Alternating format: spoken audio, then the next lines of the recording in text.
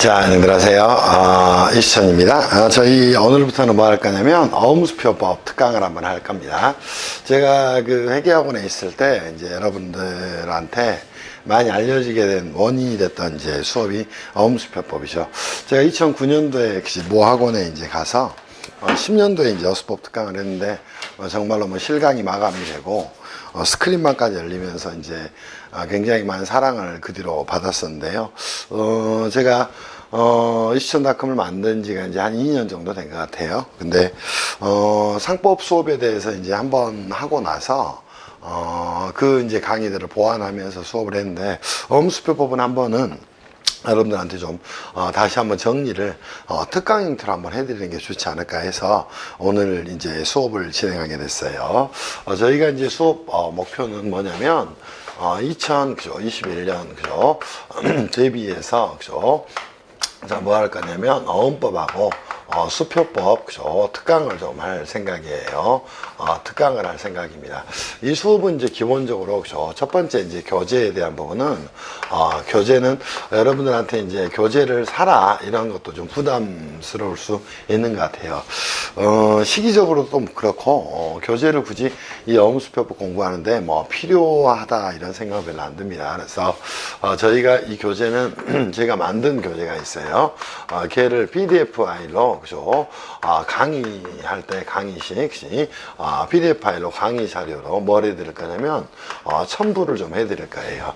그래서 여러분들이 강의 자료를 다운받아서 어음수표법 공부를 할 수 있도록 해드릴 겁니다. 그리고 이제 대상은 어떻게 되냐면 대상은 크게 이제 두 시험으로 잡을 거예요. 공인회계사 시험하고 또 변호사 시험으로 가서 변호사 시험을 타겟으로 좀 잡아서 여러분들 수업을 좀 진행을 좀 해드릴 겁니다. 자, 수업은 이제 어떻게 정리를 해드릴 거냐면 역시 수업 진행 방식입니다. 진행은 어떻게 할 거냐면 이론을 정리를 좀 해드릴 거예요. 이거는 이제 기본 강의에 준하는 이론 정리를 좀 해드릴 겁니다. 그래서 이론 정리를 하고 나서 역시 공인회계사 시험에 역시 10년 정도의 뭐를 기출문제를 여러분한테 전부 다 역시 풀이를 좀 해드릴 거예요. 그렇게 해서 이제 정리를 좀 해드리면 여러분들이 이제 이 수업만 가지고도 충분히 이제 어음수표법에 대한 대비를 좀 할 수 있을 거다 이런 생각이 좀 들어요. 그래서 기본적으로 이제 이론 정리해드리고 문제풀이까지 좀 해드리는 수업을 좀 진행을 할 거예요. 제가 2010년도에 이제 수업을 했던 것 같아요. 그래서 10년 만에 이 수업을 다시 꺼냈는데 그때도 이제 자료는 제가 이제 만들어서 여러분들한테 배포를 해드렸는데 그때 이제 공인회계사가 된 친구들 이런 친구들이 이제 굉장히 그 수업이 인상 깊었다 또 좋았다 또 교재를 별도로 뭐 혹시 뭐 있냐면 제본을 해서 줬어요. 근데 좋다 이런 생각을 좀 하면서 저한테 전하더라고요. 그래서 저도 여러분들한테 제공해 드릴 자료는 이 정도 만들었습니다. 이 자료는 교재가 한 100여 페이지 정도 될 거예요. 그래서 페이지 100 어바웃이 될 겁니다. 약간 플러스가 되는데 여기에서 이제 이론과 혹시 또 문제가 전부 다 들어가 있습니다. 그래서 이거를 대상으로 이제 이 자료를 가지고 여러분들하고 수업을 좀 진행할 거예요. 자, 그러면 지금부터 이제 어음수표법 공부를 어떻게 해야 될 것인가 여기에 대한 부분을 가지고 정리를 좀 할 거예요. 어음수표법은 도대체 뭐냐면 어음과 수표의 법률 관계의 안정적 처리를 위한 법률을 말합니다. 그렇다면 이제 체계는 어떻게 되어 있을 것인가? 기본적으로 이제 어음은 환음이라는 거하고 약소음이라는 거 두 개가 이제 존재를 하게 돼요. 어음은 항상 이제 뭐가 존재하냐면 만기가 존재합니다. 만기가 존재한다는 말은 만기는 이퀄, 그치? 항상 동의어로 생각하셔도 돼요. 신용이다. 신용은 곧 만기다. 신용에 대한 대가가 뭐다? 이자다. 이런 것들을 이제 여러분이 안고 가셔야 됩니다. 그에 반해 수표는 뭐예요? 현금 대용증권으로 그죠 속성이 훨씬 더 강합니다. 그래서 수표의 경우에는 만기가 존재하지 않아요. 그래서 발행일로부터 10일을 지급제 시간으로 두고 있어요. 선생님이 이런 말을 하게 되면은 그거를 여러분이 올곧이 받아들여야 됩니다. 그렇기 때문에 수표는 뭐예요? 지급 기능에만 초점이 맞춰져 있고 신용 창조 기능은 없는 겁니다. 그런 것들이 이제 어음수표법에서 가장 중요한 내용이 됩니다. 근데 어음수표법도 그죠 법전을 공부하는 방식으로 이제 법전을 막 암기하고 이런 친구들이 있어요. 어음수표는 그렇게 해서는 절대 공부를 할 수가 없어요. 무조건 거래 구조를 가지고 여러분들이 좀 이해를 하셔야 돼. 그래서 저희가 수업은 좀 진행을 이렇게 좀 진행을 할 겁니다. 그러면 선생님 어음수표 보면 어떻게 구성이 되어 있습니까? 혹시 어음수표법에 저희가 이제 구조에 대해서 여러분하고 좀 정리할 거예요. 기본적으로 어음법 수표법은 역시 이거를 별도로 공부를 해서는 안 됩니다. 그래서 어음 중에서 뭐를 중심으로 환어음을 중심으로 공부하시고 또 약속어음하고 수표를 비교하는 방식으로 정리하시는 게 좋아요. 그래서 저희는 이제 교재를 이렇게 만들었어요. 어음수표법 총칙에 대한 내용이 첫 번째 이제 여기서 정리가 될 거예요. 그래서 총칙에 대한 내용을 정리를 할 것이고 두 번째는 뭐예요? 어음법, 그죠? 총론에 대한 내용을 정리를 좀 할 거예요. 그죠? 그리고 이제 어음법, 그죠? 강론에 대한 내용을 정리를 좀 해드릴 겁니다. 그리고 예전 교재하고 좀 다른 것은 역시 수표제도를 제 4장으로 빼서 이 부분들을 좀 정리를 좀 했습니다. 자, 이 어음수표법에서 여러분들이 역시 구조다 또는 목차다 이렇게 이야기를 할게요.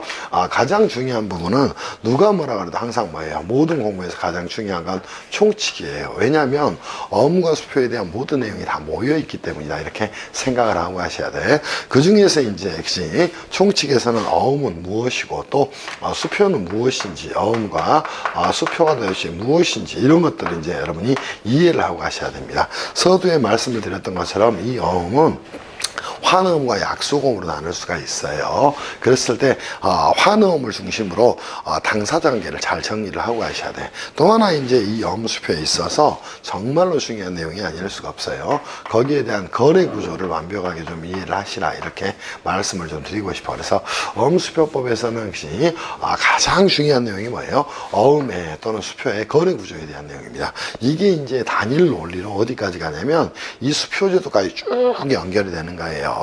그렇기 때문에 여러분들이 역시 총칙의 내용에 대해서 신경 쓰면서 역시 이해를 좀 하셔야 됩니다. 또 하나 이제 이 어음수표법과 갖는 역시 특성들 이런 것들을 좀 정리하셔야 돼요. 왜냐하면 어음수표는 뭐가 돼? 유가증권입니다. 오케이? 그럼 일반 유가증권과 다른 속성은 뭐가 있을까? 이런 것들을 이제 여러분이 공부를 좀 하고 가셔야 될 것이야. 그리고 이제 어음법 총론에서는 뭐를 공부할 거냐면 어음행이라든가 자 오른쪽으로 그냥 쓸 거예요. 어음행이라든가 또는 어음행의 대일이라든가 또 그죠? 위조 또 변조라든가 혹시 또 뭐라든가 백지어음이라든가 백지어음이라든가 또 혹시 어음의 실질관계라든가 또 하나는 혹시 어음항변이라든가 어음항변이라든가 또 하나 어음상권리와 어음법상권리를 보면서 이득상한 청구권이라든가 이런 것들을 여러분하고 정비를 좀 해갈 거예요. 그죠? 이런 내용들을 다루고 있는 게 뭐다? 혹시 여러분들 어음법 총론의 내용이 됩니다. 어음법 총론은 어음법의 논리를 끌어감에 있어서 기본적이고 공통적인 사항을 다루는 거예요. 물론 가장 중요한 건 어음행위가 뭔지를 알아야 됩니다. 즉 어음상 채권채무관계를 발생시키는 법률행위를 어음행위라고 이야기하는 거야. 이 부분뿐만 아니라 어음행위는 본인이 할 수도 있지만 대리인을 통해서 할 수도 있다는 거예요. 이 부분도 이제 정리를 하셔야 될 것이고 또 뭐예요? 그죠? 타인의 기명나는 서명을 위작해서 어음행위라는 위조. 그죠? 기명나는 서명 이외의 나머지 어음 요건을 권한없이 변경해서 권한없이 변경하는 걸 개작이라고 이야기합니다. 개작해서 어음행위라는 변조 또 백지어음 혹시 이런 내용들은 굉장히 시험에 많이 나옵니다. 백지어음은 간단하게 말하면 뭐예요? 여러분들 백지수표 이런 말 들어봤죠? 그죠? 어음 요건 중에 혹시 일부를 기재하지 않고 뭐 한 거예요. 그죠? 발행인의 기명나는 서명만으로 발행한 어음을 백지어음이라고 이야기를 하게 됩니다. 그때 이제 이 백지어음은 혹시 나중에 어음을 받는 자를 어음 소진이라고 이야기를 하게 됩니다. 또는 최초의 이제 어음을 교부한 자를 수친이라고 이야기를 하게 돼요. 그 자들의 뭐에 의해서 보충권 행사에 의해서 보충될 것이 예정된 어음이다 이렇게 생각하시면서 가시면 될 것이야. 그리고 이제 여러분이 추가적으로 어음의 거래 구조에서 가장 중요한 건 이 실질 관계에 대한 부분입니다. 어음은 어음을 가지고 있는 자는 순수하게 즉 융통어음을 제외하고는 뭐예요? 전부 다 뭐를 가지고 있냐면 원인 채권을 가지고 있어요. 즉 어음 발행의 기초가 되는 채권이 존재하게 됩니다. 그때 이제 원인 관계 또는 그치? 작은 관계를 뭐라고 이야기냐면 어음의 실질 관계다 이렇게 이야기를 하게 됩니다. 그때 이제 작은 관계는 지급인이 있어야만 되기 때문에 약소금의 경우는 존재하지 않는 거예요. 그런 부분들을 여러분하고 정리할 것이고 또 역시 어음 소지인을 어음상 권리자라고 이야기합니다. 어음 소지인의 어음금 지급 청구에 대해서 어음 채무자가 어음 채무의 지급을 거절할 수 있는 사유 또는 주장, 걔네들은 어음 항변이라고 이야기하게 돼요. 이런 내용들을 여러분하고 정리할 것이야. 또 하나 이제 어음상 권리가 역시 권리 보존 절차의 흠결 또는 소멸쇼의 완성에 의해서 소멸을 하게 됩니다. 그때 뭐예요? 어음법이 특별히 인정하고 있는 어음법상 권리를 이득상할 청구이다 이렇게 이야기를 하게 돼요. 여러분 시험 이제 주로 출제되는 게 어음 행위가 거의 뭐 출제가 된다고 보셔야 되고 뭐 가장 중요한 건 거래 구조가 되는 것이고요. 또 하나 위조 변조도 이제 굉장히 많이 출제되고 백지음도 굉장히 많이 출제되고 어음의 대리도 굉장히 많이 출제됩니다. 그리고 저 나머지 부분은 한 2, 3년에 한 번 정도 출제가 이루어지게 됩니다. 그래서 어음법 총론에 대한 내용을 정리를 이렇게 해드릴 거예요. 어음법 강론은 이제 어떻게 정리가 되냐면 어음법 강론은 어음상 최초의 채권 채무 관계를 형성하는 법률 행위를 발행이라고 이야기합니다. 두 번째 이제 배석, 또 보증, 또 인수, 또 뭐가 존재합니까? 지급, 또 하나 뭐 상환 청구, 상환 청구, 그리고 이제 어음수패, 복본과 등본, 복본과 등본에 대한 내용 이런 것들을 이제 여러분하고 좀 정리를 좀 할 거예요. 그래서 실제로 시험에서는 이 어음법 강론이 굉장히 많이 나오는데 이 어음법 강론도 어디하고 연결되어 있냐면 이 거래 구조하고 연결이 되어 있어요. 그래서 이 거래 구조하고 연결해서 여러분들이 이 부분을 정리를 좀 하시면 될 거예요. 그래서 발행, 배서, 또 보증, 인수, 지급, 또 상환 청구, 복본, 등본 이런 부분들을 여러분하고 정리를 해드릴 겁니다. 그리고 이제 수표 제도로 가서 여러분하고 추가할 내용이 있다면 수표 제도에서는 이 수표 제도에 뭐예요? 특유한 제도에 대해서 여러분들이 좀 정리하셔야 돼. 왜냐하면 어음이나 수표나 그 본질은 또는 거래 구조나 이런 것들은 거의 비슷하다는 겁니다. 그래서 어음수표에서 특히 이제 수표에서는 가장 많이 나오는 것 중에 하나가 뭐냐면 첫 번째는 이제 어음과 비교하는 내용이 가장 많이 나옵니다. 또 하나 수표는 어디에 모든 초점이 있냐면 신용증권성은 없고 지급증권성에 모든 초점이 존재를 하게 됩니다. 그러면 이 지급증권성을 강화를 하기 위해서 수표에 존재하는 제도가 존재를 하게 됩니다. 대표적으로 이제 뭐 선일자 선일자 수표라든가 또 하나가 뭐였다? 횡선수표라든가 또는 자기압 수표라든가 이런 것들이 이제 시험에 많이 나옵니다. 자기압 수표라든가 또 하나 뭐였다? 횡선수표라든가 이런 제도들이 굉장히 많이 나와요.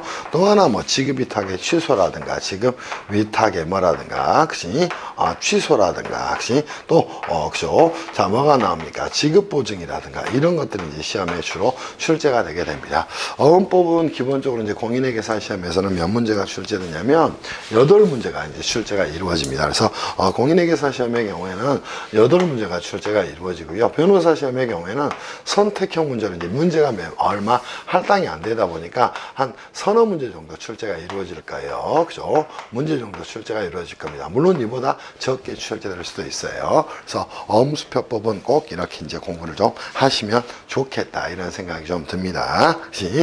교재는 PDF 파일을 통해 정리를 해드릴 것이고 수업 잘 들으시면서 여러분이 잘 따라오시면 될 것 같아요. 그래서 어음수표법의 기본적인 구조는 총칙, 또 어음법 총론, 그죠? 또 어음법 강론, 또 수표제도 이렇게 나눠져 있다면서 여러분이 따라오셔서 정리하시면 되지 않을까 싶어요. 지금부터 이제 여러분하고 제1장 가서 그죠? 어음법 총론 한번 가서 정리하겠습니다. 어음법 혹시 총칙에 대한 내용으로 가서 정리를 좀 할게요. 어음법 총칙에서 이제 가장 중요한 건 도대체 어음법, 수표법이 어떻게 되냐. 그 내용들을 여러분이 먼저 정리를 좀 하셔야 될 겁니다. 그래서 기본적으로 어음법, 수표법이라는 게 무엇인가, 어음법과 수표법이라는 게 무엇인가, 이것들을 이제 정리를 할 거예요. 그리고 어음, 수표법은 왜 생겨났을까, 그 구조에 대해서 교재를 통해서 여러분하고 정리를 해드릴 것이야. 그래서 PDF 파일을 보시면 정리 너무너무 잘 되어 있으니까 여러분이 보시면 충분히 따라오실 수 있을 거로 생각합니다. 그리고 어음수표는 기본적으로 뭐가 돼요? 유가증권이 됩니다. 오케이. 그러면 이 유가증권의 일반론을 보면서요. 어음수표도 유가증권이에요. 그럼 어음수표의 유가증권적 특징에 대해서 여러분하고 좀 정리할까요? 이 내용도 은근히 많이 나옵니다. 출제가 많이 돼요. 어음수표의 유가증권적 특징에 대해서 증권적 특징에 대해서 이 부분들을 여러분이 정비를 좀 해놓고 하셔야 될 것이야. 그래서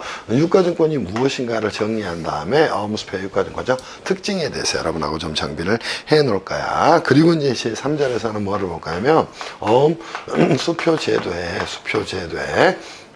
일반적인 내용을 한번 살펴볼 겁니다. 무슨 말씀인지 이해할 수 있겠어요? 자, 이걸 이제 우리가 공부하는 건 이 어음수표는 결국 뭐를 위한가요? 오케이?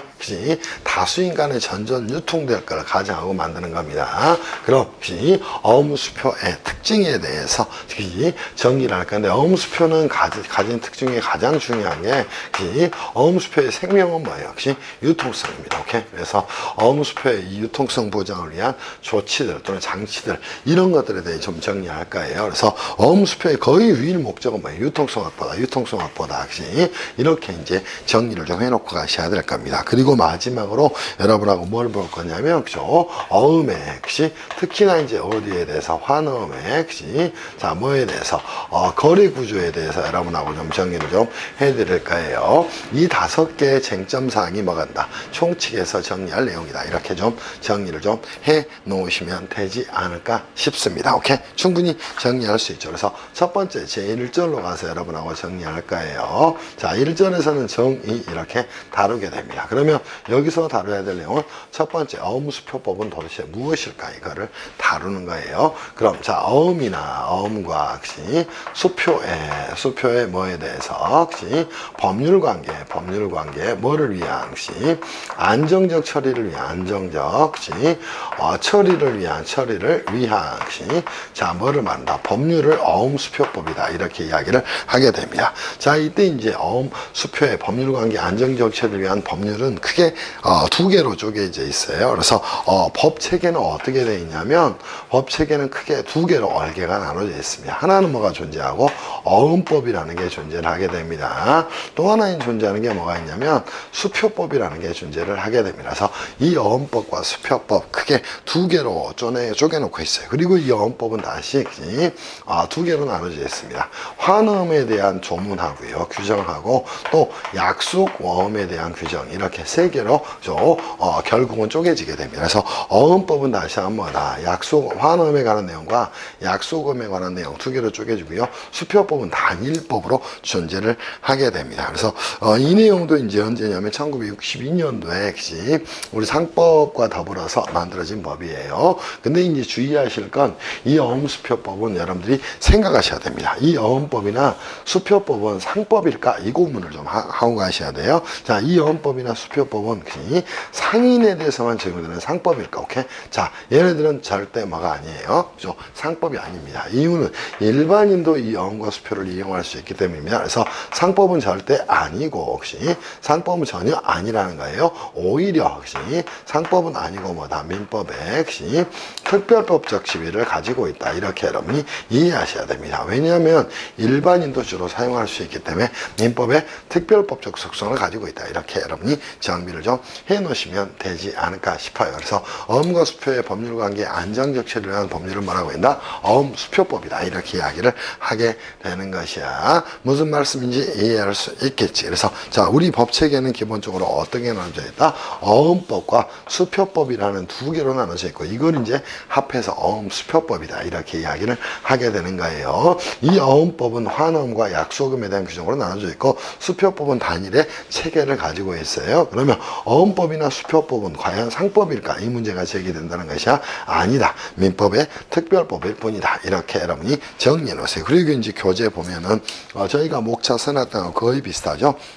환음에 대해서는 환음의 발행과 방식, 배서, 보증, 인수, 시, 만기, 지급, 상환 청구, 참가, 법공과 등본, 시, 또 변조, 시효, 통칙, 뭐 이런 것들이 이제 정리가 되고 있죠. 그래서 이 부분도 좀 혹시 법 체계가 좀 바뀌어야 되지 않을까 싶어요. 통칙이 앞으로 나와야 되는데 법 체계가 좀 어눌한 측면이 있어요. 그리고 제2편의 약소금에 대해서는 75조에서 78조까지만 두고 있어. 그래서 이 어음법에서도 보면은 중심이 되는 법은 뭐예요? 환음이라는 겁니다. 그럼 중심을 여기서 잡아주는 것이고, 그죠? 자, 이 약소금 쪽에서는 뭐예요? 환음과 차이에 대한 조문만 두고 있다. 환음과 뭐에 대한 차이에 대한 조문만 두고 있다. 이렇게 여러분이 생각을 좀 해놓으시면 되지 않을까 싶어요. 그리고 이제 수표법에 대한 부분은 여러분들이 보시면 역시 수표의 발행과 방식, 양도, 보증, 제시와 지급, 또 횡선 수표 넘어가 보시면 역시 지급 거절로 인한 상환 청구, 복본, 또 변조, 특징적인 점 뭐가 있어? 오케이? 역시 수표의 경우에는 뭐가 없어요? 등본이 없습니다. 그래서 복본제도만 존재한다는 게 특징이고, 또 지급 보증이라는 재밌는 제도가 존재하게 됩니다. 그리고 11장의 통칙이 나와 있는데 이거는 법 체계적으로 좀 문제가 있어요. 그래서 통칙을 앞으로 좀 빼고 법 체계의 개선을 좀 할 필요가 있다. 이렇게 좀 생각이 됩니다. 그러면 우리가 이제 첫 번째 1절에서 이 부분을 정리를 했어요. 그리고 이제 어음수표법의 유가증권적 특징은 도대체 뭐, 어음수표법의 특징에 대해서 이제 여러분하고 정리하면 되겠죠. 수표법은 어떤 특징을 가지고 있을까? 수표법의 특징입니다. 가장 중요한 건 이 어음수표법은 뭐예요? 그죠? 자, 뭐야? 지급의 확실성, 특징이라고 이야기할 수도 있고 이념이라고 이야기할 수도 있어요. 자, 이 어음수표법은 뭐다? 오로지 유통성 보호를 위한데 모든 초점이 있다는 겁니다. 유통성 보호 또는 확보를 위한데 모든 초점이 있다. 그래서 무조건 뭐예요? 이 유통성 확보라는 건 한마디로 말하게 되면은 이거는 거래 안전 확보에 모든 초점이 있다. 이렇게 여러분이 정리를 좀 해놓고 가시면 되지 않을까 싶어. 그래서 이런 부분들은 이제 여러분이 장비를 좀 해놓으시면 좋겠다 이런 생각이 좀 듭니다. 그래서 이제 어음의 이제 필요적 계상이라든가 수표의 필요적 계상이라든가 이런 것들이 이제 규격화가 되어 있습니다. 그래서 어음 수표법은 유통성 확보 또는 거래 안전 확보를 위해서 굉장히 뭐다 기술적이라는 겁니다. 기술적 특징이 굉장히 많이 들어가 있다. 오케이? 그리고 뭐예요? 임의법규성보다는 강제 규정이 많다는 겁니다. 그래서 뭐라고 해야 된다? 강행법규성의 특징을 가지고 있다. 이렇게 정리를 좀 해 놓으시면 되지 않을까 싶어요. 무슨 말씀인지 이해할 수 있겠지. 그래서 여기서 이제 여러분이 보셔야 될 내용 중에 가장 중요한 것보다 어음수표법은 절대 상법이 아니다. 민법의 특별법이다. 그리고 어음수표법의 오로지 그 유일 목적이라고 이야기할 수 있어요. 얘는 역시 유통성 확보에 있다. 이렇게 여러분이 생각을 하고 가시기를 바랍니다. 무슨 말씀인지 이해할 수 있겠지. 법은 공부할 때 가장 중요한 게 배경을 잘 아는 거예요. 그래서 이런 부분들을 잘 좀 따라오시면서 정리하시면 좋겠다. 그래서 첫 번째 1절의 의의에 대한 내용을 정리했어요. 이제는 어디 갈 거냐면 어음수표도 유가증권이야. 그러니까 유가증권 일반론에 대해서 여러분하고 이야기를 좀 하고 갈 것이에요. 그죠? 자, 한번 가서 정리를 좀 해보겠습니다. 그래서 어디 2절로 가서 유가증권 일반론으로 가서 여러분하고 좀 정리를 좀 할 거예요. 그죠? 자, 2절로 한번 가겠습니다.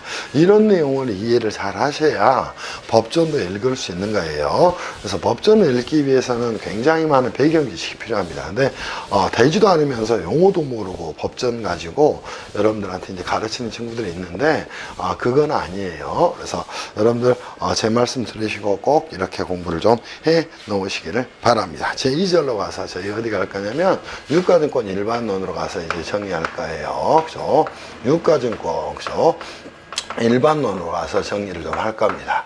자, 이유는 이거를 배우는 이유가 뭐냐면 한마디로 뭣도, 그죠? 자, 어음과 수표도, 어음과 뭣도, 수표도, 그죠? 수표도 뭐라는가? 유가증권이라는 겁니다. 오케이? 그러다 보니까 이 유가증권에 대한 이해를 좀 해놓고 하셔야 됩니다. 무슨 말씀인지 이해할 수 있겠어요? 그래야지 이제 유가증권으로서의 어음과 수표는 어떤 특징을 가지고 있는가? 이런 것들을 여러분이 같이 공부하지 않겠어요? 응? 그렇게 정비를 좀 해놓기를 바랍니다. 자, 그렇다면 선생님 유가증권이란 무엇입니까? 정리를 먼저 할 내용이 있을 거예요. 그죠? 유가증권의 의의에 대해서 여러분하고 좀 정리를 할 거예요. 유가증권의 의의로 가서 여러분하고 정리할 거야. 그럼 이 유가증권이란 무엇이다? 채권적 권리가 어디에 증서에 표창된 걸 뭐라고 이야기합니다. 오케이? 유가증권이다 이렇게 이야기를 하게 됩니다. 자, 어렵죠? 그죠? 채권적 권리가 어디에 권리가 어디에 증서에 자, 뭐가 된가? 채화가 된 겁니다. 또는 화체가 된 거예요. 영어로 표현하면 뭐가 된가? embodied 몸에 들어가진 거예요. 자, 이거를 뭐라고 이야기한다? 유가증권이다 이렇게 이야기를 하게 됩니다. 그럼 내가 상대방한테 받을 돈이 있다는 게 얼마가? 100만 원이. 그냥 받을 돈이 있다는 건 보여지지 않아요. 그냥 받을 돈이 있다는 사실일 뿐이야. 오케이? 그러면 받을 돈에 대해서 이거를 가지고 그죠? 내가 혹시 다른 사람한테 줄 돈이 있다면 이거를 받을 돈을 가지고 그죠? 주게 만들 수 있는 방법은 없을까? 그게 뭐예요? 오케이? 자, 이렇게 받을 돈이라는 채권적 권리를 어디에? 증서에 붙여버리는 겁니다. 오케이? 자, 이러한 권리를 유가증권이다 이렇게 이야기를 하게 되는 겁니다. 그러면 채권적 권리라는 건 우리가 이제 보이지 않는 권리가 됩니다. 내가 친구한테 100만 원을 빌려줬어요. 그치? 그럼 100만 원 받을 돈이 있어. 근데 그 상태에서는 그 친구한테밖에 나밖에 못 받아. 그런데 이거를 뭐 한다면 증서에 붙여놓는다는 거예요. 그러면 이거는 뭐가 될 수 있어? 객관적 증표로서의 속성을 가지게 되는 겁니다. 그치? 그리고 뭐가 될 수 있어요? 전전 유통될 수 있다는 것이야. 그래서 자, 뭐다? 채권적 권리를 증서에 체화시켜 놓은 걸 뭐라고 한다? 유가증권이다. 이렇게 이야기를 하게 됩니다. 이 증서를 뭐라고도 이야기하냐면 증권이다. 이렇게도 이야기를 하게 되는 겁니다. 그러니까 종이딱지 같은 표준화된 규격화된 증서에 넣어버린 걸 유가증권이라고 이야기를 하게 되는 거예요. 그럼 이 유가증권은 한번 가서 정리를 한번 해보세요. 그죠? 이 채권적 권리를 어디에 넣었는데? 증서 또는 증권에 체화시켰다는 겁니다. 자, 이건 뭘 하기 위한 것이다? 유가증권이라는 걸 인정을 하고 있는 취지는 무엇 때문이다? 취지는 이것 때문이라는 거예요. 자, 내가 받을 돈이 있다는 건 뭐예요? 썩어 있다는 겁니다. 자, 움직이지 않는 자산이라는 겁니다. 오케이? 자, 움직이지 않는 자산을 뭐해서? 정태적 자산을 뭐를 시켜서? 동태화 시켜보자는 겁니다. 즉, 움직일 수 있게 한번 해보자는 거예요. 그래서 뭐를? 해당 자산의, 채권도 자산이니까, 오케이? 자산의 효율성을 뭐 해보자?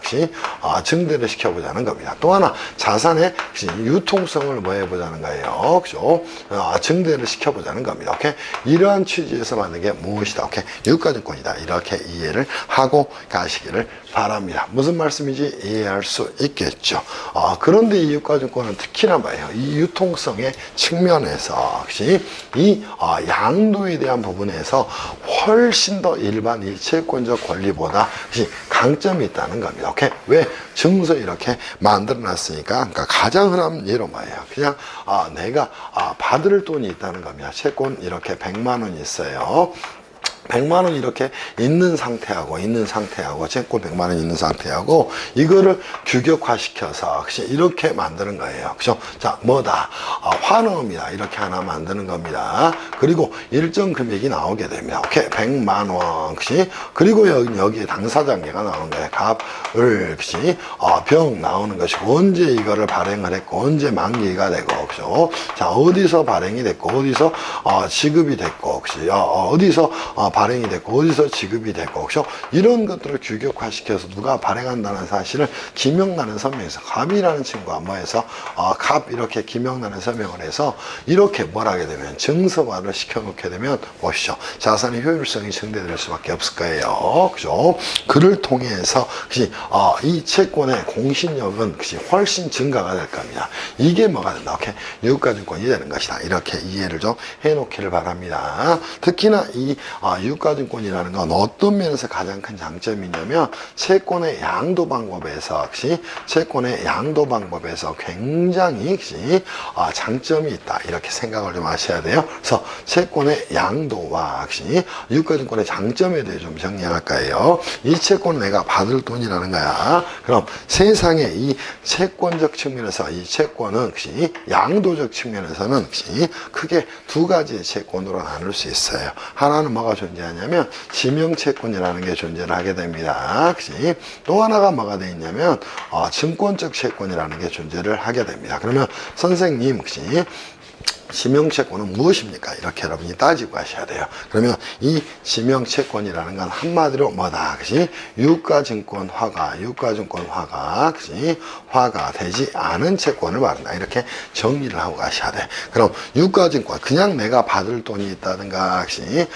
상대방에게 뭐 받을, 그치? 권리가 있다든가, 이런 것들은 전부 다 뭐가 돼? 그치? 전부 다 앞으로는 뭐다? 지명채권이다. 이렇게 정리하셔야 됩니다. 증권적 채권은 그럼 선생님 상대적으로 뭡니까? 유가증권의 채권적 권리가 채화가 된 걸 뭐라고 이야기하나? 오케이? 증권적 채권이라고 이야기합니다. 그러면 순수한 이 채권은 뭐가 됐을까? 그냥 지명채권이 됐다는 거예요. 그런데 이거를 증서로 붙여놨다면 얘는 뭐가 됐다? 오케이? 유가증권적 채권이 됐다는 겁니다. 이거를 이제 여러분이 이해를 하고 가셔야 되는 거야. 무슨 말씀인지 이해할 수 있겠어요? 이렇게 정리를 하고 가셔야 됩니다. 그러면 저 채권적 권리를 이 증서에 붙이게 되면 자산의 유통성은 증가가 될 수밖에 없어요. 이렇게 동태화가 될 거예요. 해당 자산의 효율성은 극히 증대가 될 수밖에 없을 것이야. 그래서 여러분 이제 여기서 보셔야 될 내용은 지명채권 앞으로 무엇이다? 무조건 유가증권화 되지 않은 모든 채권은 무엇이다? 그럼 친구에게 받을 돈도 지명채권, 오케이? 또 우리가 회사편에서 배웠을 거예요. 주주의 시위를 표창하는 유가증권이 발행되기 전에도 회사 설립 시에 또는 신주 발행 시에 주금을 납입해서 주식 인수인이 되고, 그죠? 설립 등기나 신주의 효력 발생일인 납입기일 다음 날에 지나게 되면 주주의 지위가 생겨나게 됩니다. 그때 지위도 뭐가 돼? 채권적 권리가 되는 것이야. 그 상태에서는 뭐다? 순수한 지명채권의 속성을 가지고 있는 것이다. 얘를 유가증권화 되지 않은 채권이다. 이렇게 이야기를 하게 되는 거예요. 그에 반해 증권적 채권은 뭐가 되는 것이다? 유가증권화 된 채권을 말한다. 이렇게 여러분이 이해를 하고 가셔야 됩니다. 무슨 말씀인지 이해할 수 있겠지. 그렇다면 이 증권적 채권은 다시 양도적 측면을 따지는 거예요. 두 개로 쪼갤 수 있다는 겁니다. 하나는 뭐가 존재한다? 지시채권이 존재를 하게 됩니다. 여러분 교재 2페이지에 잘 나와 있어요. 근데 이런 것들을 이해를 하셔야 됩니다. 또 하나는 뭐가? 무기명 채권이라는 게 존재를 하게 됩니다. 그래서 양도적 측면에서는 증권적 채권 다시 두 개로 쪼갤 수 있는 거. 하나는 지시채권, 또 하나는 무기명 채권. 이렇게 쪼개질 수가 있다. 이렇게 이해를 해 놓으시기를 바랍니다. 무슨 말씀인지 이해할 수 있겠죠. 그러면, 그죠? 자, 이때 이제 우리가 다뤄야 될 건 세 개의 변수를 다뤄야 되는 거예요. 이 지명채권의 경우에는 어떻게 양도를 할 것인가. 그래서 첫 번째 양도의 방법에 대한 내용을 정리를 하셔야 돼요. 그죠? 두 번째 이제 정리할 게 뭐가 있다. 오케이? 자, 대항 요건에 대한 부분을 여러분이 정리를 하셔야 됩니다. 대항 요건은 어떻게 될 것인가. 혹시 또 하나 이제 굉장히 어음수표법에서도 중요한 내용이래. 인적 항변은 과연 허용될 것인가, 절단될 것인가. 이것들을 여러분이 정리하고 가셔야 돼요. 그럼 지명채권에 있어서는 양도는 어떻게 이루어지는 것이다. 당사자 간의 합의로 이루어지는 겁니다. 당사자가 뭐로 이루어진다? 합의에 의해서 이루어지게 됩니다. 오케이? 그리고 대항 요건이라는 거 한번 보세요. 자, 누군가가 A가 이렇게 B에 대해서 가지고 있는 채권이 존재했다는 거예요. 당연히 이제 B라는 자는 채무자가 됐을 겁니다. 이 가지고 있는 채권을 누구에게? X라는 자에게 이렇게 양도를 하게 됩니다. 오케이? 자, 그러면 이게 모습이 되는 거예요. 지명채권의 양도의 모습이 되는 거라고. 얼마? 100만 원 채권을 X에게 이렇게 양도를 할 때는 뭐라 한다? 당사자 간에 합의가 있어야 됩니다. 그런데 뭐가 바뀌었어요? 이 채무자 입장에서는 채권자가 A였는데 X로 바뀌었다는 겁니다. 모르면 안 되겠죠. 그래서 자, 대항이라는 말은 상법에서는 항상 두 개의 말로 쓰이는 거예요. 그죠? 하나는 선의의 제3자에게 대항할 수 없다. 대항할 수 없다는 선의의 제3자에게 채무이행을 거절할 수 없다. 이렇게 쓰이는 겁니다. 그에 반해서 권리자적 측면에서는 뭐다? 오케이?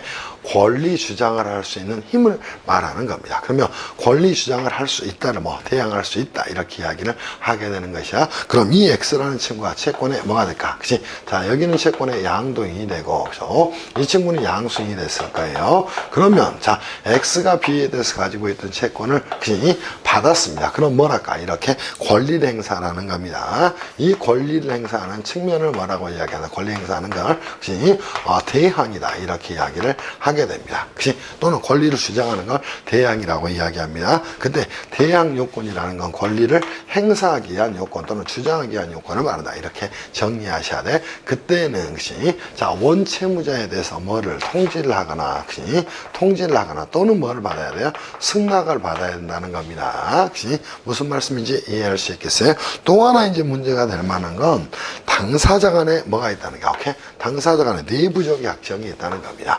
이 내부적 약정을 뭐라고 이야기하냐면, 내부적 약정을, 그지? 자, 뭐라고 이야기하냐면, 인적 항변이다 이렇게 이야기를 하게 됩니다. 자, 100만 원을 주는 대가로 다른 약속을 했다는 거예요. 오케이? 뭐 여자친구를 소개시켜 준다든가 뭐 기타의 것들을 했다는 거예요. 그때는 보세요. 당사자 간에 머물러 있던 항변은 채권의 양도와 더불어서 따라가게 되는 거예요. 오케이? 걔를 뭐라고 얘기한다? 인적 항변이 절단되지 않는다 이렇게 이야기를 하게 되는 겁니다. 절단되지 않는 걸 허용된다고 이야기를 하는 거예요. 자, 이것 때문에 현실적으로 저 채권의 양도는, 즉 A가 B에 대해서 가지고 있던 100만 원의 채권의 양도는 현실적으로 이루어지기가 힘들다는 겁니다.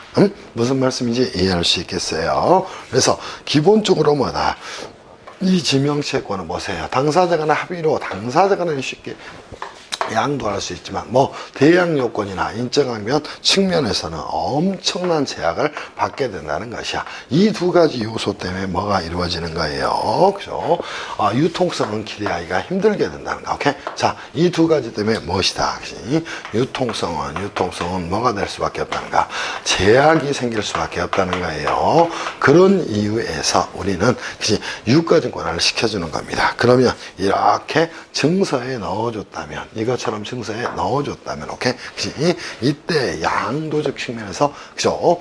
저 증권적 채권은 특히 두 개로 쪼갤 수가 있게 됩니다. 하나는 뭐다? 지시채권이다. 오케이? 자, 또 하나는 무기명 채권이다. 이렇게 나눌 수 있어요. 이때 지시채권이라는 건 도대체 뭐냐면, 그죠? 자, 배서에 의해서 양도할 수 있는 채권을 말하게 되는 겁니다. 그래서 앞으로 어음법 공부하면서 지시라는 말은 배서라는 말하고 똑같다. 이렇게 여러분이 따라오셔야 한다는 것이야. 그래서 지시채권이란 뭐다? 배서에서 양도할 수 있는 채권을 말하는 것이다. 이렇게 여러분이 잡고 가셔야 됩니다. 또 하나, 자신이 권리 주장을 할 때는 뭐만 있으면 되냐면, 배서에 연속만 있다면, 자, 뭐예요? 특별한 권리 승계 사실을 증명할 필요도 없이, 자, 뭐가 되는 것이야? 권리 주장을 할 수 있다는 것이야. 또 하나, 인정항변은 뭐가 됩니까? 끊어져 버립니다. 오케이? 자, 두 당사자 간의 내부적 약정은 양도가 되면서 끊어져 버리는 것이야. 그러면 채권의 양수인 입장에서는 권리 주장을 할 때 굉장히 편한 방법으로 권리를 주장할 수 있게 되는 겁니다. 자, 이 두 가지 점 때문에 유통성은 배가가 될 거예요.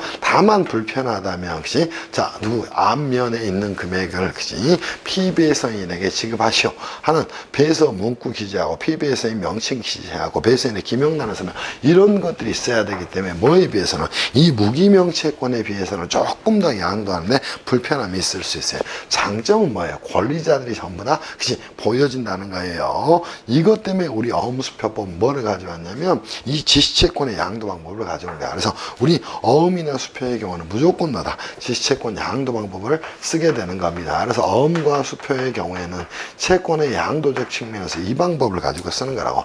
그래서 어음과 수표를 뭐라고 얘기하나? 법률상 당연한 지시증권이다, 시시증권이다 이렇게 이야기를 하는 거야. 이때 지시증권이라는 말은 뭐다? 배서에서 양도할 수 있는 유가증권을 말하는 것이다. 이렇게 정리하셔야 돼. 그렇다면 이 배서의 연속만 있다면 인적항변에 절단이 이루어진다면 유통성은 뭐가 될 수밖에 없어요? 배가 될 수밖에 없다는 겁니다. 이 점이 이제 굉장한 장점이 되겠죠. 유통성은 뭐가 될 수밖에 없어. 그치? 증대가 이루어질 수밖에 없다는 겁니다. 근데 이거보다 더 쉬운 방법의 양도가 뭐냐면 무기명 채권의 양도 방법이에요. 이 무기명 채권의 양도 방법은 채권을 교부에 의해서 양도를 하는 방법을 말하게 되는 겁니다. 즉 증서만 줘버리는 거예요. 그리고 난 모든 문제가 끝나게 됩니다. 그리고 증서의 점유자는 적법한 소진으로 추정이 돼서 권리 추정력이 생겨나고 자격 수요적 효력이 생겨나게 되는 것이야. 그러면 이렇게 이렇게 교부에서 양도가 이루어지는 것이고, 그죠? 자, 뭘 하고 있다면 유가증권을 증권을 점유만 하고 있다면 뭐가, 그지? 권리주장을 하는데 아무런 문제가 없다는 거예요. 또 하나, 인적 항변도 당연히 절단이 이루어지게 된다는 겁니다. 그지? 그럼 이거는 유통성이 더 증대가 될 거예요. 그래서 우리가 회사 편에서 보는 대부분의 유가증권은 뭐가 돼? 무기명 채권이 되는 겁니다. 그래서 자, 회사 편에서 봤던 유가증권 한번 꺼내보세요. 오케이? 자, 기본적으로 주권이나, 그지? 또 하나, 주주의 지위를 표창하는 유가증권이 되겠죠. 회사가 신주를 발행하는 경우에 그 신주를 우선적으로 인수할 수 있는 권리, 신주 인수권, 증서라든가, 또 하나 뭐 있나, 그지? 또, 그죠? 채권이라든가, 또 하나 뭐 있어? 분리형 BW 있어. 신주 인수권자의 지위를 표창하는 유가증권, 신주 인수권 증권, 신주 인수권, 그지? 증권 등입니다. 증권 등이에요. 즉, 회사 편의 모든 유가증권은 뭘 가지고 혹시 이 무기명 채권의 양도 방법을 가지고 양도가 이루어지는 겁니다. 한마디로 이거가 됩니다. 여러분들이 배우시는 상법에 회사 편의 모든 뭐는 유가증권은 뭐 하는 것이다? 이 무기명 채권의 양도 방법에 의해서 작동이 되는 것이다. 이렇게 정리하셔야 돼요. 그래서 주권도 주권의 교부에서 양도가 이루어지는 것이고, 신주인수권 증서도 신주인수권 증서의 교부에서 양도가 이루어지는 것이고, 채권도 채권의 교부에서 양도가 이루어지는 것이고, 신주인수권 증권도 신주인수권 증권의 교부에서 양도가 이루어지게 되는 겁니다. 이게 뭐예요? 채권의 양도적 측면에서, 그치? 자, 우리가 채권을 구별하는 거가 됩니다. 그래서 세상에 있는 채권은 앞으로 양도적 측면에서 뭐가 있다? 지명채권과 증권적 채권 두 개로 나눌 수가 있다. 증권적 채권은 다시 배세에서 양도할 수 있는 지시채권하고 교부에서 양도할 수 있는 무기명 채권으로 나눌 수가 있다. 그 중에 이제 우리 어음수표법은 배세에서 양도할 수 있는 지시채권의 양도 방법을 가져오게 되는 거예요. 무슨 말씀인지 이해를 할 수 있겠어요? 이렇게 어음수표법을 공부해야 돼. 그렇지 않으면 한 발짝도 나갈 수가 없는 게 어음수표법이에요. 무슨 말씀인지 충분히 이해할 수 있을 거라고 생각합니다. 그리고 이제 우리가 유가증권의 종류에 대해서 여러분하고 좀 정리를 좀 해야 될 거예요. 그럼 선생님, 유가증권은 그러면 종류가 채권적 측면에서, 즉 양도적 측면에서 이렇게 구별할 수 있다고 이야기했어요. 양도적 측면에서. 그러면 이 유가증권의 종류는 어떻게 됩니까? 유가증권의 종류에 대해서 여러분하고 정리를 할까요? 이 유가증권은 그 모습에 따라서 굉장히 많이 구별할 수 있어요. 그러면서 이제 우리가 어음수표의 유가증권적 특징을 한번 정리해 보자는 것이야. 자, 첫 번째 이제 뭐예요? 설권증권하고 비설권증권을 구별할 수 있습니다. 자, 설권증권하고 그죠? 비설권증권은 도대체 뭐가 될 것인가? 비설권증권입니다. 증권이에요. 한자 여러분들 잘 아셔야 돼. 설권증권이란 도대체 무엇일까? 증서의 작성에 의해서 권리가 생겨나는 걸 설권증권이라고 이야기합니다. 그럼 뭐 하는 거라고? 증서에 뭐에 의해서, 증서 또는 증권의 작성에 의해서 권리가, 그지? 자, 뭐 하는 걸? 발생을 하는 걸 뭐라고 한다? 설권증권이라고 이야기합니다. 그렇지 않고 증서의 작성과 무관하게 이미 권리는 만들어져 있고, 그 증서를 막기 위해서 유통시키고 또 권리를 행사하는 측면에서만 증서가 필요한 걸 비설권증권이라고 이야기를 하게 됩니다. 그래서 증서의 작성에서 권리가 생겨나는지 여부에 따라서 크게 설권증권하고 비설권증권으로 나눌 수가 있다. 이렇게 여러분이 정리를 하고 가셔야 돼. 이때 증서가 작성돼야만 권리가 발생하는 걸 뭐라고 한다? 설권증권이다. 이렇게 이야기를 하게 되는 것이에요. 증서의 작성과 무관하게 권리는 이미 생겨나 있다. 오케이? 걔를 비설권증권이라고 이야기합니다. 대부분의 유가증권은 우리가 이제 총칙부터 정리를 한 다음에 상행위 쪽이죠. 그죠? 자, 화물상환증이라는 걸 공부를 하게 됩니다. 운송물의 인도청구를 표창한 유가증권이, 오케이? 자, 그때 운송물의 인도청구는 누가? 당연히 목적물이 도착하기 전에는 송화인이 권리를 갖는 거예요. 도착하고 나면은 인도 청구하기 전에는 송화인과 수화인의 권리가 병존하는 것이야. 도착하고 나서 인도 청구를 수화인이 하게 되면 수화인의 권리가 우선하게 되는 겁니다. 뭐예요? 운송물의 인도 청구는 뭐야? 그치? 당연히 청구를 표창한 유가증권이 화물상환증은 비설권증권이야. 왜? 운송물의 인도 청구는 송화인이나 수화인이 할 수가 있거든. 근데 증서의 작성에서 권리가 생겨나는 게 아니라는 거야. 그래서 설권증권이란 뭐다? 증서의 작성에 의해서 권리가 생겨나는 걸 뭐라고 한다? 설권증권이라고 이야기합니다. 이 설권증권으로는 딱 세상에 하나밖에 없어요. 어음수표. 이해할 수 있겠어? 이 말 굉장히 중요합니다. 그치? 자, 이때 다시 한번 발생 여부에 따른 구분이에요. 발생을 뭐 한다면 뭐가 되는 것이다. 이때는 설권증권이 되는 것이다. 이렇게 잡아놓으셔야 돼. 그렇지 않는다면 뭐가 된다? 비설권증권이 된다. 이렇게 정리를 해놓기를 바랍니다. 이 구분 정말 중요합니다. 두 번째 이제 여러분이 정리할 내용이 뭐냐면 완전 유가증권하고 그죠? 완전 유가증권하고 증권하고 뭐하고 불완전 유가증권을 좀 구별을 하셔야 됩니다. 자, 그러면 이 완전 유가증권하고 불완전 유가증권은 뭐다? 자, 보세요. 권리의 뭐에 대해서 발생이든 시 행사든 시 자, 이전에 어디에 시 전부에 뭐가 전부에 증서의 소지가 필요하다면 시 전부에 증서의 소지가 뭐 한다면 필요하다면 걔네들은 뭐가 되는 것이다. 그치? 완전 유가증권이 되는 것이다. 이렇게 정리하셔야 돼. 완전 뭐가 되는 것이다. 유가증권이 되는 겁니다. 자, 이거를 정리하셔야 돼. 그럼 권리를 발생시킬 때도, 행사시킬 때도, 또 이전을 시킬 때도, 그 전부의 증서의 소지가 필요하다면 완전 유권이 증가이다. 오케이? 일부에만 필요하다면 그때 이제 차이가 생겨나는 게 이거예요. 자, 발생에는 증서가 필요한 건 세상에 딱 뭐밖에 없다. 어음수표밖에 없어. 행사 또는 이전, 행사와 이전을 위해서만 증서의 소지가 필요한 걸 뭐라고 얘기한다? 불완전 유가증권이다. 일부에만 증서의 소지가 필요한 걸 뭐라고 이야기한다? 불완전 유가증권이다. 이렇게 이야기를 하게 되는 겁니다. 불완전 유가증권이라고 이야기하는 거야. 유가증권이라고 이야기합니다. 근데 우리 어음수표는 뭐예요? 역시 완전 유가증권의 속성을 가지고 있다는 것이야. 이 점이 이제 여러분이 또 하나 정리해놔야 될 내용입니다. 그럼 증서의 권리의 발생이든 행사든 이전에 전부에 증서의 소지가 필요한 완전 유가증권은 어음수표가 세상에 딱 유일하다. 이렇게 정비를 좀 해놓고 하셔야 돼. 무슨 말씀인지 이해할 수 있겠지. 또 하나 이제 구별할 내용이 뭐냐면 혹시 요인증권하고 무인증권하고 그죠? 무인증권하고 혹시 또 요인증권에 대한 부분을 구별을 좀 하고 가셔야 됩니다. 자, 이거는 뭐예요? 자, 원인 관계를 자, 반드시 필요라는지 여부에 따른 내용을 뭐라고 한다? 무인증권이라고 이야기합니다. 그러면 권리의 발생 등의 자, 뭐 원인 관계가 자, 뭐한 거를 반드시 필요한 거를 뭐라고 이야기한다? 요인증권이라고 이야기하는 거예요. 그죠? 그렇지 않고 권리의 발생 등의 원인 관계가 필요가 없는 증권을 뭐라고 한다? 무인증권이다. 이렇게 이야기를 하게 됩니다. 그치? 무인증권이라고 이야기하는 거예요. 우리 어음수표는 뭐다? 권리의 발생에 전혀 뭐예요?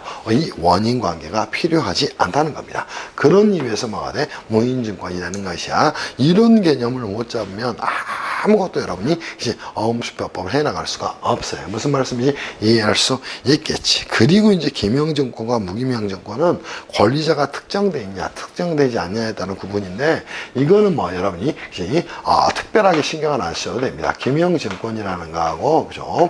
자, 무기명증권이라는 건 증권이라는 건 자, 권리자가 자 보세요. 권리자가 뭐가 돼 있다면 권리자가 특정이 돼 있다면 자, 뭐가 되는 것이야. 기명증권이 되는 것이다. 이렇게 정리하셔야 돼. 그렇지 않고 특정되어 있지 않다면 자, 뭐라고 얘기한다? 무기명증권이라고 이야기를 하게 됩니다. 자, 이때 주의하실 건 저 무기명 채권하고 구별하셔야 돼. 저 무기명 채권은 양도방법 기능에서 따진 거야. 이걸 이제 어음수표법으로 전환시키면 대표적으로 어음수표법은 수취인이 필요적 계상이야. 오케이? 그러니까 어음은 기명증권인 게 일반적이에요. 근데 수표의 경우는 뭐예요? 역시 수취인이 임의적 계상이야. 오케이? 그러니까 무기명증권의 속성도 가지고 있다는 것이야. 그래서 이거는 여러분이 수취인의 기재 여부에 따른 구분이다. 이렇게 생각을 하셔도 되고 또 어음법에서는 이거를 다양한 방식으로 쓰고 있어요. 그래서 이 부분에 대해서 여러분이 너무 염두할 필요는 없어요. 그럼 이 유가증권의 종류에서 여러분이 아셔야 될 건 뭐다? 어음수표의 유가증권적 특징에 대해서 여러분이 정리를 하시면 돼. 그럼 세 번째 어음수표는 유가증권 쪽으로 네 번째죠. 어떤 특징을 가지고 있을 것인가 이 내용은 꼭 안고 가셔야 됩니다. 수표의 뭐에 대해서는 증권적 뭐에 대해서는 특징에 대해서는 반드시 여러분이 정리를 하고 가셔야 됩니다. 수표는 기본적으로 유가증권으로 어떤 속성을 가지고 있다. 잘 정리합시다. 권리의 발생을 위해서 반드시 증서의 작성이 필요하다. 걔를 설권증권이라고 이야기합니다. 두 번째 뭐다? 권리의 발생 행사 이전의 전부에 증서의 소지가 필요한 완전 유가증권이라는 거예요.